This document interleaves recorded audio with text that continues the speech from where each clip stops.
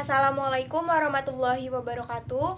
Nama saya Duratul Musyarofa dari kelas 2A2, Fakultas Keguruan dan Ilmu Pendidikan, Program Studi Pendidikan Bahasa dan Sastra Indonesia, Universitas Muhammadiyah Tangerang. Di video kali ini saya akan menyampaikan analisis sebuah novel yang telah saya pilih, yaitu novel Resign, karya Almira Bastari. Berikut ini akan saya bacakan sinopsis dari novel Resign karya Almira Bastari. Kompetisi singit terjadi di sebuah kantor konsultan di Jakarta. Pesertanya adalah para cungpret, alias kancu kampret. Yang mereka incar bukanlah penghargaan pegawai terbaik, jabatan tertinggi, atau bonus terbesar, melainkan memenangkan taruhan untuk segera resign. Anggota cungpret adalah Alranita, Carlo, Karenina, dan Andre. Dan bos perusahaan terbesar adalah Tigran. Dalam menganalisis novel Resign, saya akan menggunakan pendekatan pragmatik. Pendekatan pragmatik adalah pendekatan yang melihat karya sastra sebagai media untuk menyampaikan tujuan tertentu kepada pembacanya. Tujuan tersebut dapat berupa tujuan yang ada kaitannya dengan pendidikan, moral, politik, agama, ataupun tujuan yang lain. Pendekatan pragmatik juga merupakan pendekatan yang melihat karya sastra sebagai sesuatu hal yang dibuat atau diciptakan untuk mencapai atau menyampaikan hal-hal tertentu kepada penikmat karya sastra, baik berupa kesenangan, estetika, atau pengajaran moral, agama, atau pendidikan, dan lain-lain. Dari novel ini juga saya akan menjelaskan unsur intrinsik yang ada di novel Resign, yaitu sebagai berikut. Yang pertama ada penokohan. Tokoh di novel Resign yaitu ada Alranita, Carlo, Karenina, Andre, dan Tigran. Karakter tokoh. Alranita, ia merupakan wanita muda, pekerja keras, cerdas, kuat, dan bijaksana. Alranita, pegawai Tigran yang paling terlama di kantornya. Meskipun ia keras kepala, berani untuk menantang omongan bos Tigran, tetapi ia punya sikap yang lembut dan sabar. Yang kedua ada Carlo. Ia merupakan seorang laki-laki yang suka menggosip. Apabila gosip itu tentang bosnya, maka ia akan bertambah semangat memulai dan memberikan informasi kepada rekan kerjanya. Seperti di halaman 39. Gue baru dapat rahasia, tapi lo tahu dong yang namanya rahasia itu berarti yang ngasih rahasia gue dan lo pada. Berikut merupakan kutipan dari omongan Charlotte yang suka menggosip. Dan yang ketiga ada Karenina atau yang sering dipanggil Mbak Karen, tergolong wanita yang kurang maksimal di dalam mengerjakan pekerjaannya. Yang keempat ada Andre, ia merupakan pegawai kesayangan si bos Tigran. Andre atau yang sering dipanggil Mas Andre merupakan pria yang santai namun dapat dipercaya.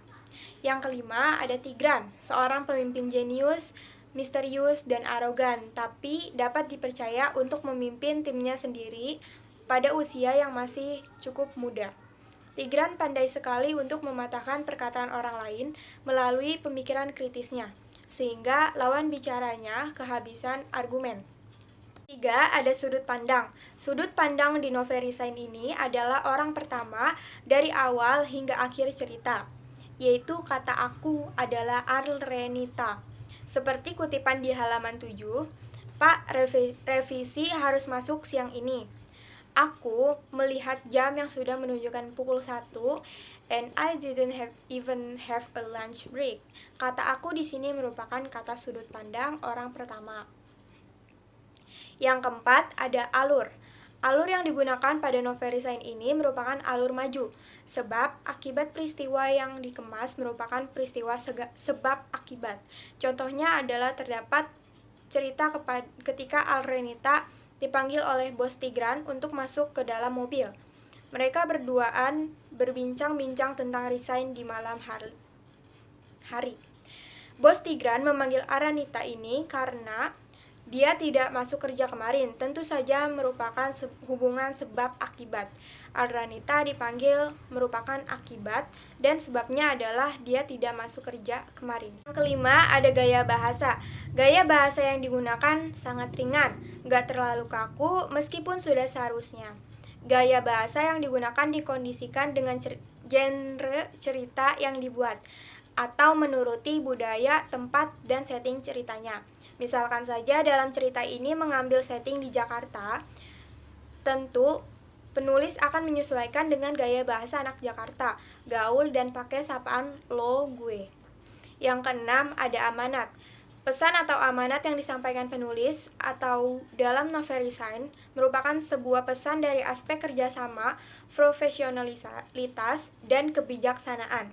Kerjasama yang baik akan mendekatkan seseorang dan dapat menciptakan suasana sepenanggungan. Melalui hal ini, tentu simpati, empati, toleransi akan tumbuh. Profesionalitas terkait bagaimana ketika kondisi seorang pegawai. Meskipun seseorang mendapatkan pemimpin yang kurang cocok dengan kondisi orang itu, maka pekerjaan tidak boleh teledor, tetap harus maksimal dan dengan kerja keras. Kebijaksanaan yaitu terkait bagaimana kondisi ketika menjadi pemimpin. Meskipun mempunyai pekerja dengan berbagai watak, namun tanggung jawab kepemimpinan tetap harus ada dan harus tegas ketika berurusan dengan pegawainya. Selanjutnya, pembahasan analisis novel Resign karya Almira Bastari menggunakan pendekatan pragmatik. Yang pertama, menurut pendapat saya, judul novel yang diangkat oleh pengarang cukup berhasil membuat pembaca memiliki pemikiran yang bermacam-macam. Judulnya adalah Resign. Yang dimaksud adalah apakah seseorang pegawai yang ingin resign? Apakah mengapa sih kok ingin resign padahal kerja di perusahaan besar dan gajinya pun lumayan besar juga? Yang kedua, pembaca berpendapat novel ini menceritakan tentang pegawai yang sebal dengan bosnya dan sering menggosipkannya. Seperti kutipan yang saya akan jelaskan.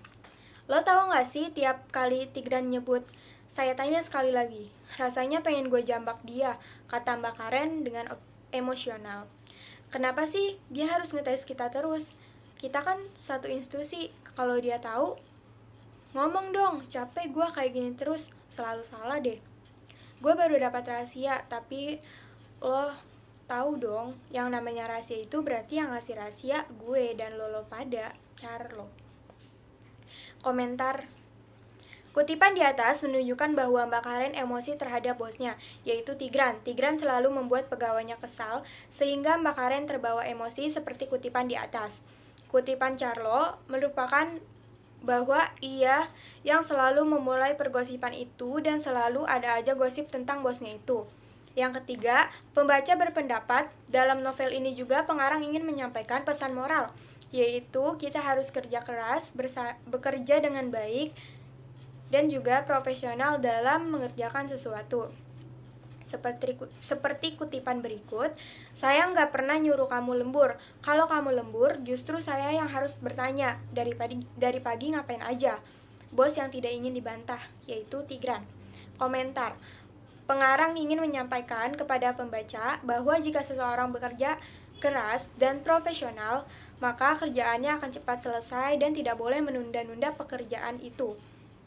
Yang keempat, pembaca berpendapat bahwa pengarang ingin menyampaikan bahwa hati-hati dalam berbicara. Kalau gue seperti kutipan berikut.